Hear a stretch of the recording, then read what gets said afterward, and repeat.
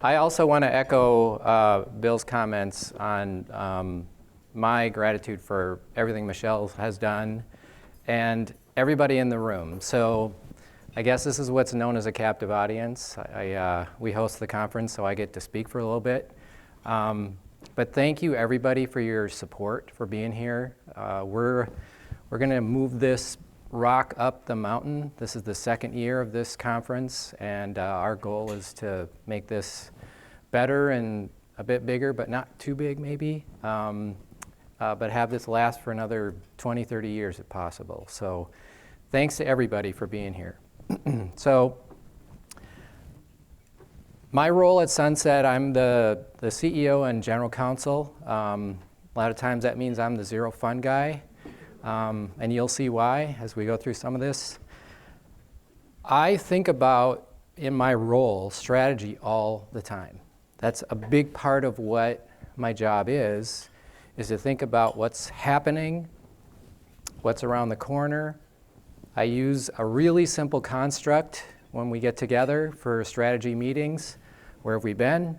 Where are we now? And where are we going next? And then inside of that, you get to dissect and think through, looking at the market, all kinds of things. I'm going to offer to you that technology should be thought of more as a strategy. And the seat we sit in, we tend to see a lot of folks making very isolated decisions, disconnected decisions, and not really thinking about it as a holistic strategy in their business, but more about, I got to do this thing today, I got to plug this thing in here, and then figure out how we all make it work. And I'm hoping that, I'm going to go through here, I'm hoping that you can take one or two things out of this next, I got 2 hours, right? So, out of this next 45 minutes, and that helps you to maybe think differently about how you've been approaching your technology decisions. And I will offer up, this is not only for the DSO folks in the room, I'm hoping that everybody gets a little something out of this, and I'd love feedback afterwards. So with that, I'm going to talk about expense or investment, and again, a little bit of psychology here. So one of the things right away when you think about making a buy decision or purchase decision is it's generally thought of at that moment of making that decision. You guys know this. It's very emotion filled. Okay, this is a Harvard business study. Although we buy on emotion, we don't and shouldn't, I will submit, decide on emotion. And there's a lot going on below the surface. Some of what we may be aware of, and some we might not be. And the more we can become aware of, and the more data inputs, I'm an analytical as well, that can feed into that decision, it lowers that emotion. Because at that moment of buy, whatever it is, and that's a strategy decision as well, back to investment or expense, and I'll come back to that. But at that moment of decision, if you've got a lot of good inputs, you can reduce that. Because for me at least, the one emotion that drives, excuse me, when I'm making that buy decision is, I hope I'm making a good decision. I don't want it to be a bad one, but I don't know what I don't know. And some of this stuff, I'm not even going to know if it's a bad decision for another, couple of years. And I may look back and, I should have thought of this or I should have thought of that. So I'm going to try to give you a little bit of a construct today of some things you may want to think about that maybe you haven't, or maybe you already are, and that's great.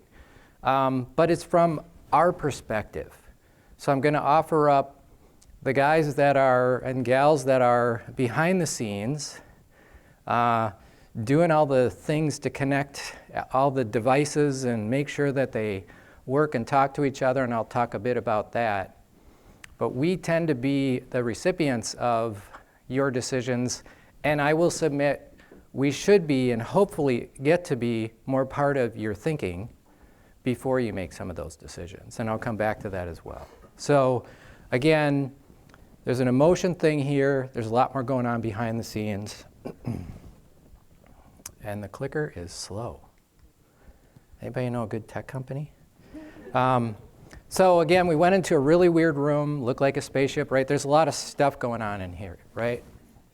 And you have these clinics, and now you're buying more clinics, and you're putting things together, and you've got decisions to make, and the patients are seeing all this stuff and having their own experience. So that was a couple of folks that were talking yesterday. Let's not forget, and it'll be later too, as we're starting to think about strategy, obviously the patient experience and your team's experience should be at or near the top.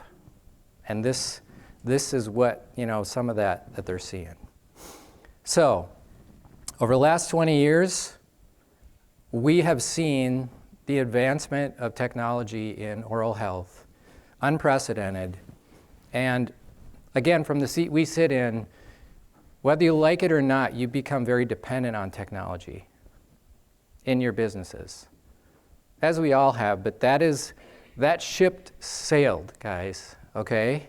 You can resist, and people still are for various reasons, but that is a reality. And so now we get into, let's talk about what your mindset is. So an entry point into strategy, one construct here for me is, do you view this as an expense?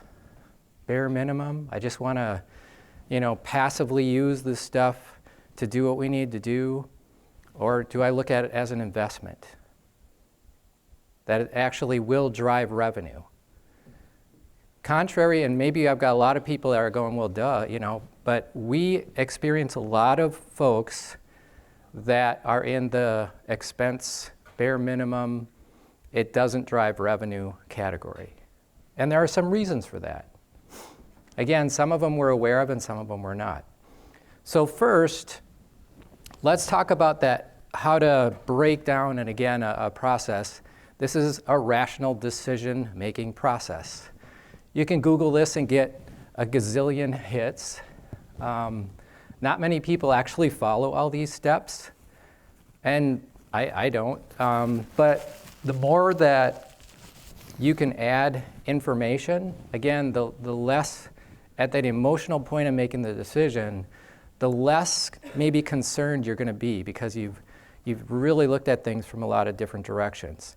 And key to, in my humble opinion, any rational decision process, you have to actually know what problem you're trying to solve.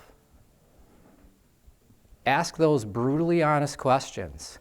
And some of that is based in, again, am I approaching this as an investment, or am I approaching this as an expense? What are we trying to do with this business? And I'm going to give you some other factors to think about as well.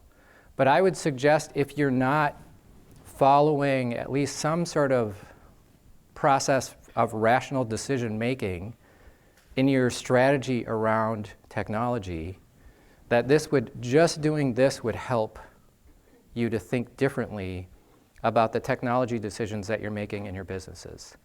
And again, I invite everybody in the room. This is DSOs, this is everybody in the room. So let's take it a step further. One of the areas that I think a lot of people miss is the decision makers, they sit in a certain spot. So what is your role in terms of how you relate and use technology and what you understand? And how does that start to define the way you might look at your decision, or even look at, again, expense or investment? So the spectrum, I'm just being very general here. On one end, you've got a basic, I'm saying lowest level, but basic user, someone that's just interacting. That'll be my mom, she's 85, okay? And she's got an iPhone, and she sort of knows what some of that stuff is, and I taught her how to text message, and now she knows Wordle because my wife taught her that. So it's, that's a user. I mean, we all can relate to that in a certain respect, but on the other end of the spectrum, you've got this programmer, these highest level people that, it's like, we've got a guy on our team at Sunset, we kind of kid, His name is Chris. We think he can see the matrix. He's so brilliant. And when he starts talking, we have to have somebody else on our team interpret what he's saying to us because we don't understand the bits and bytes, but he's literally on that highest end. Now, I would invite you, as you're going through your strategy process, decision process, think about what your role is and how you interact, but make sure to include people from other roles and how they interact. Get those voices heard, obviously balanced out by some other factors we'll talk about in a minute, like your business goals and what you're trying to accomplish. But important is developing that holistic picture, because that is a blind spot if you're making that decision solely from the seat you sit in. And we see this all the time in the seats we sit in. And it's not even a strategic thought, it's more of this is a really cool thing to, it makes sense, this salesperson for this technology, and we got a lot of folks, a lot of really great salespeople, convinced me to do this, and so I'm going to do it, and it's going to be great. But we haven't thought about some of these other things, especially, again, that role and how you interact. So let's start inviting other people in. And at Sunset, we would love to be, and the first panel yesterday I thought was great, the one you led, because one of the things at the end that you guys were saying is, tell us what you need and or let us help you figure that out based on what your business goals are. So we can all, and I think that was in the Women in DSO panel as well, we can all help each other here to think through this stuff before you reach into your pocketbook, right? Because that moment of the buy decision, I hope I'm not making a mistake. My gosh, this is a lot of money. I don't know if I'm gonna get so let's figure out how to help each other and ask these questions. And now here's the next thing. It's an underlying reality is what I call it. So this is a perspective that we've seen play out in the last, because we've been in this business now 20 years. And this is a construct that we've kind of come up with. So I will tell you, full disclosure, there we go. I am an economics undergrad, and then I'm a lawyer, so zero fun, right? If anybody doesn't understand what a four-quadrant analysis is, then I got a whole nother session for you with my econ undergrad, okay? I love a four-quadrant analysis. It tells you so many things and helps you to see more of the whole landscape, right? So that's a great use and tool. There's game theory here. There's a whole kind of great stuff. So we have developed a thinking around a four-quadrant analysis, and it's based in trying to understand, not as a user, how do you relate, but also what is your affinity for? Like, this is trust, this is no trust. This is literacy, this is low literacy, this is high literacy. These are factors that are working behind the scenes that many people are not even aware of how they're influencing that decision of expense or investment. And so I'll walk you through a little bit of what this looks like. At a basic level, you got your bottom left, right? Low literacy, low trust. So bare minimum. Like, I'm going to do what I have to do. It's a necessary evil. We've heard these words so many different times.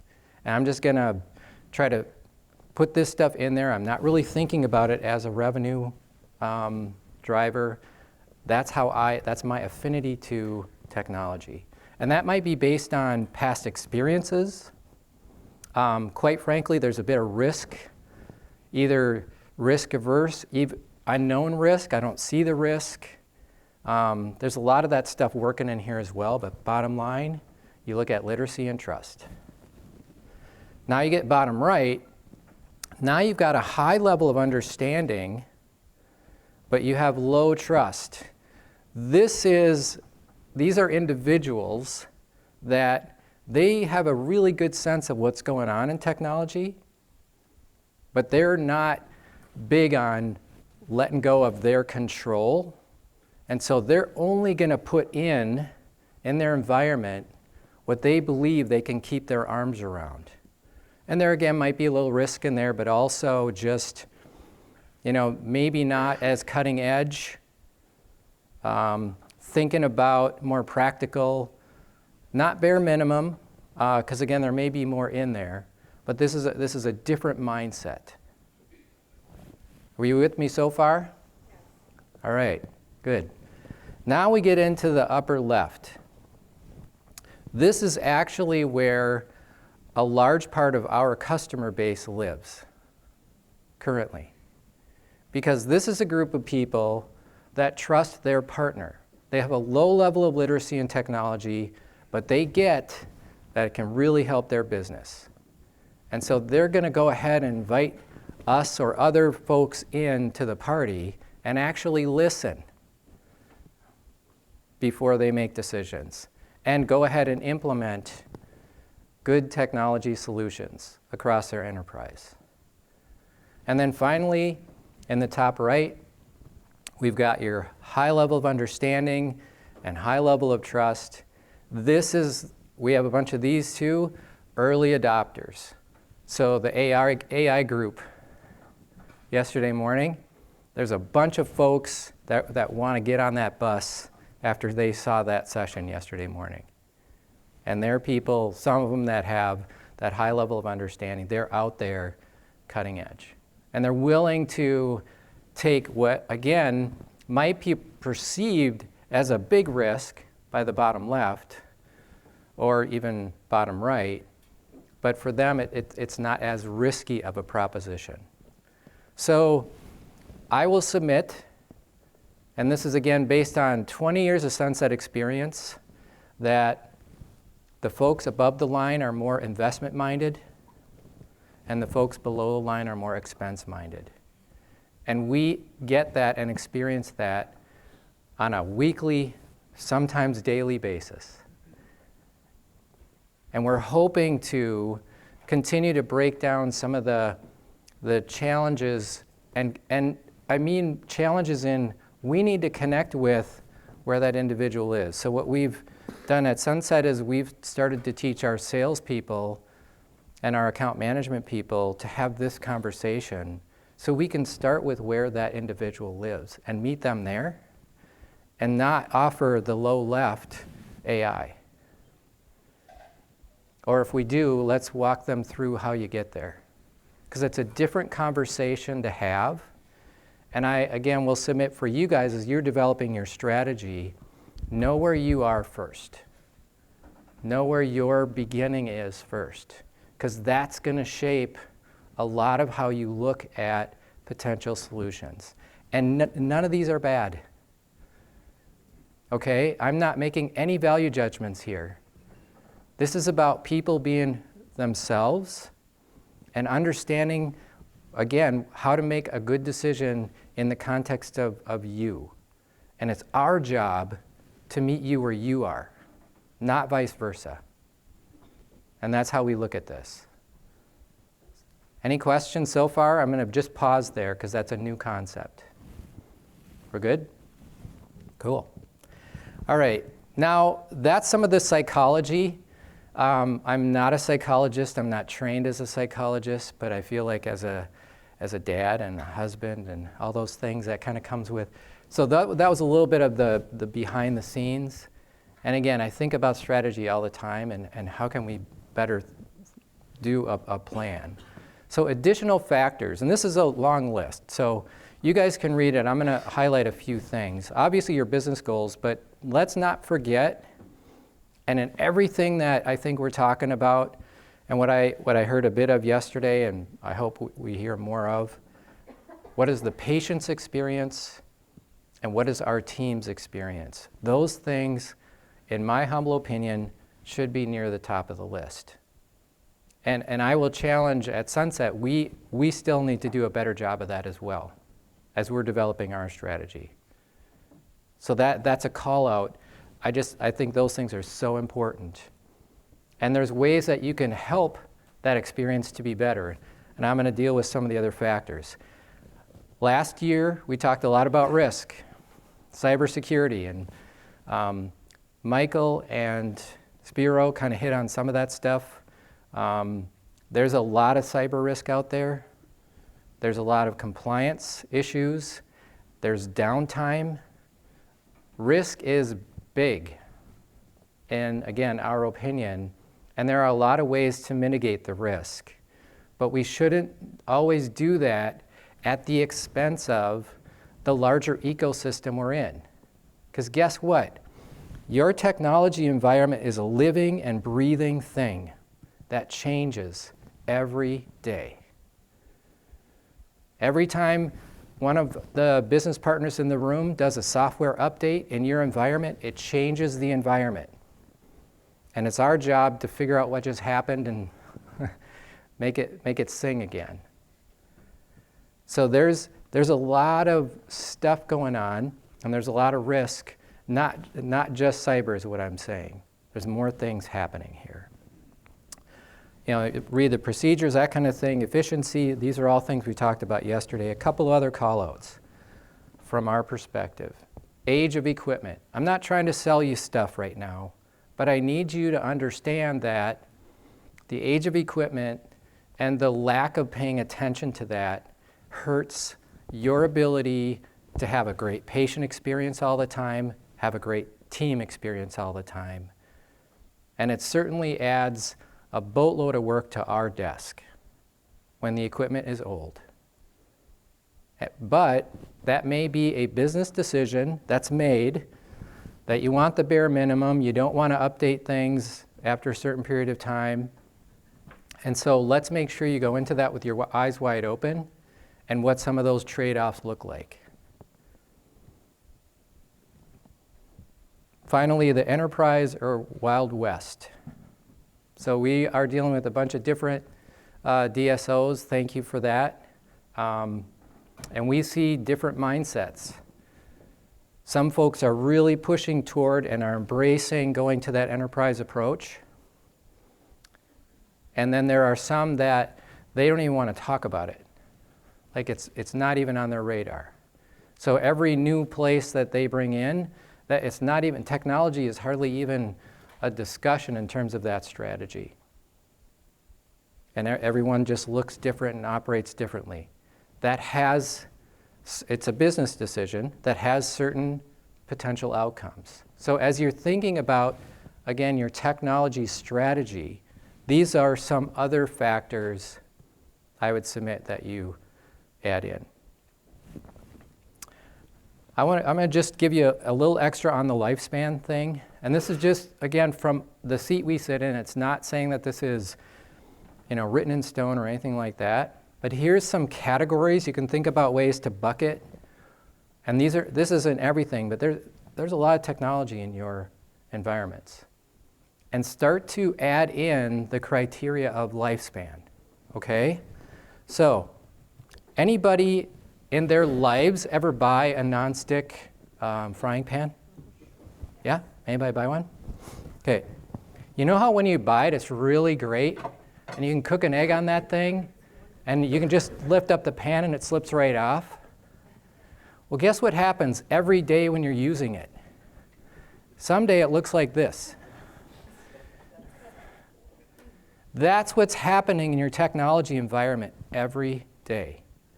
You're scraping, you're putting different spices in there, you're using different utensils, you've got different things interacting, and it's breaking down. And so what's important is, when you talk about the age, get a sense of what I think this pan should be thrown away. I don't know about you, but I think that egg is going to stick, right? But we have people that are going to keep this pan forever. And maybe that's just, it's a they're connected, they got a personal relationship, I don't know. But the point being, I mean, you guys get where I'm going there. This should be an additional item and criteria as you're thinking about your technology strategy. Because now you can start to have that as an input. And here's my other big headline, and it came up a little bit yesterday. This matters more than almost any other thing for the seat we sit in. This, at Sunset, is our superpower. And what I mean is, we have our customers, they're going out, they're making these technology decisions, and they're grabbing different folks here, and computers, and servers, and all the stuff I had on the last slide, X-ray, and all that stuff. And then they say, hey, Sunset, make it talk to each other. And then every day, you're using it, you're updating it, you're throwing other data in it. Keep making it talk to each other. And updates come from the different parties, and they upset something, or we do a risk, update, and we got to keep making it talk to each other. So that's at a data level, but also think about it as a criteria when you're making decisions. And this isn't to say that I'm going to call out anybody and say they're better or worse, but we have a general sense of when you're getting different pieces of hardware and different software, and you want to put them together, we actually have a very good perspective of what integrates well with what, and maybe some things that don't. And if you think about that before you make that purchase, your world got a ton better, and oh, by the way, so did ours. So a little guilty spot there.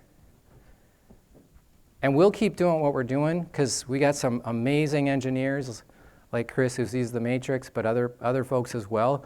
We can integrate till the cows come home, but think about that, and then think about not just the single location, but now you've got 50 or 100 or 150 or whatever the numbers get to be, 1,000.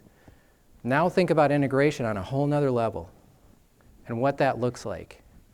And we haven't even discussed again, back to conversations yesterday, KPIs and good data and how to decision support and all those great things that are outcomes of thinking about what integrates and what doesn't.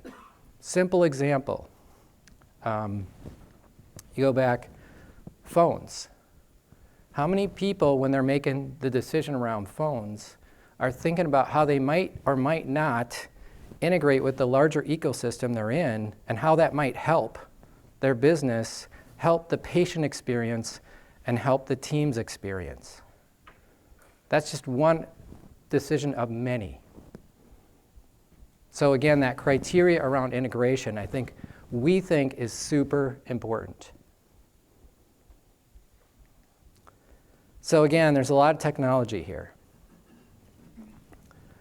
And we're trying to figure out how it looks. This is a nice, pretty, there's a lot of these great pictures out there. And you think about that as well. That's a little bit of a factor. But let's get the other thing, that's a business reality. So we've got some factors, you've got some psychology, you've got some factors. There's a business reality. That technology does impact your business. And regardless of if you're in the bottom left or the top right, it has something to do with productivity. It has something to do with what I'll call user frustration, and that again is both from the patient's perspective as well as your teams. When we deploy more customer-facing technology solutions, we have to make sure not only do they integrate, but that experience is going to be a good one. And asking and answering those questions, and is that even part of your overall strategy? Super important. Obviously, we live in the healthcare world, so compliance is a thing. Excuse me, a little bit of passion of mine. I'm, again, zero fund attorney, so I do talks on cybersecurity and HIPAA. And you can even get a CE credit from my talk. It's really fun. But it's a thing. and we have to pay attention to it. How does it fit? Cyber threats, obviously that's a big thing and was discussed a bit yesterday. And then analytics, that's a next wave. And again, folks talked about a little bit yesterday. What do we do with that? Why do you want the data? What are you going to use it for? Yeah. So I'm curious what you would say the pros and cons would be for using a centralized PMS. So if a group is heavy on acquisitions, right? The acquisitions probably have multiple PMS systems. Mm-hmm. What would be the pros and cons of centralizing that to the cloud? So I've got a couple of customers in the room, and I think we've probably I haven't personally, but our teams have discussed this with them. Eventually, I will say first, what's the business goal of centralizing? Why do you want to do that, right? So that's always, and I didn't say that in my where have we been, where are we now, where are we going next, but I'm a big why person. So there's really good reasons and good business goals, depending on where you're at in the ecosystem or the development of your entity. That might make sense for where you're at that time, because now when you get to the next level, it's going to make life a lot easier. But the reality is, and what we see is, we would love that in every situation. It's way easier. I mean, again, I'll hit the easy button. But we also are, with some of our customers, onboarding new clinics at such a rapid rate, and they're coming in with their junk. They're coming in with their management system. They're coming in with all their hardware and software. And so we have to have a plan for what does that look like to bring that stuff together. So I'm not dodging your question. I just don't see it as a super hard black and white. Because if your outcome is back to the analytics, and I think that might have been a little bit what drove where your question came from. You can get analytics from different sources. It's harder, but it's not unattainable.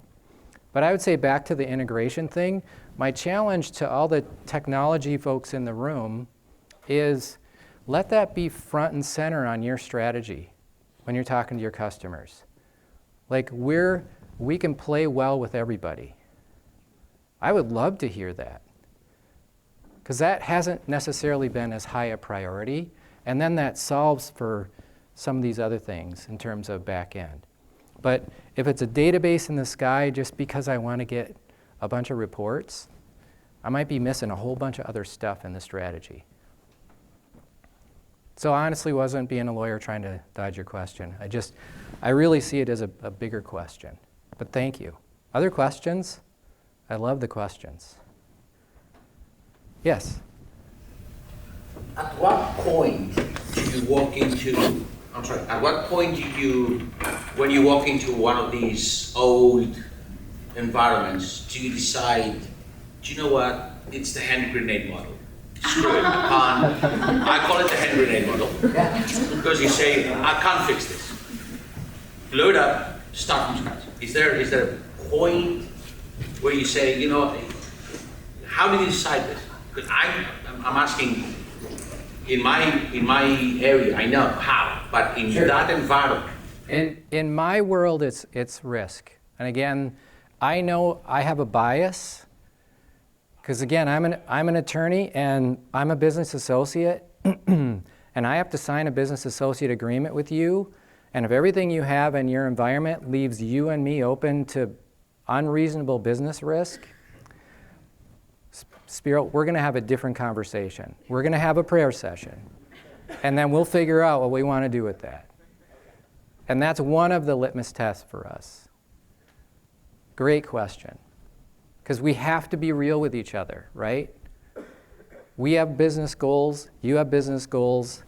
How do we help each other and not maybe hurt each other? Thank you. Looks like, so integration adds value across the enterprise. So remember, I'm going to go a couple last slides, and then we'll get the next group up here if there's other questions. Although we buy an emotion, we don't decide on emotion. There's more going on here, and I hope that I gave you a couple of other things to think about and factors as you're developing your technology strategy, because it is a strategy, I would submit. And if you're making those isolated decisions, it could maybe not work out as you'd like. So, big construct, the 7-step rational decision making, your role, how you kind of use it, your relationship, and then let's build a plan that includes the psychology elements of what's going on. You're aware of that. You're inviting others in, and then you're building a plan and a budget. Because you know what? I would love to have more conversations. We have some with some of our customers that actually have an IT or technology budget. Full blown. Not just, well, I think we spent this much last year. Because there's so many great financing options and other stuff that you can level off your up and down, and that's my CFO's in here. Brad's the founder of Sunset, and we love those conversations. Because then we can look out, and with the age stuff and everything, we can look out 5-10 years, and at least give a better sense. So let's be thinking about how we build that strategy and that plan. So I'm going to leave you with a story. Great opening, or great whatever. Anybody heard of the Orbiting the Big Giant Hairball? It's a book. I hadn't either. So I was literally at a CEO conference in Iowa. The speaker was a guy named Dr. Stephen Shepard. I have not read this book. Well, I read part of it. It's really, really weird.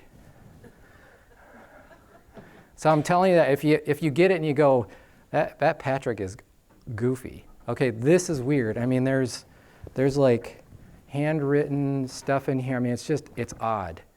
This gentleman, Gordon McKenzie, was chief something at Hallmark. And you guys remember back in the late 70s, early 80s, Hallmark is like going away. And he is challenged with, go figure out, and he had a whole process to come up with something different, something new. And he took his team and they did a whole different thing, and it took him a while, and that's where Shoebox Greetings came from. Saved Hallmark because he looked at the world differently. The Big Giant Hairball is, in his book, about too much process for process sake and adding on and then bolting on a process on top of a process, and so you get this big giant hairball. It's kind of gross, right? In the technology world, that's your environments when we take them over a lot of times. If we follow a really thoughtful, holistic strategy, then we can get to getting rid of that big hairball. Thank you guys for your time this morning. I appreciate it.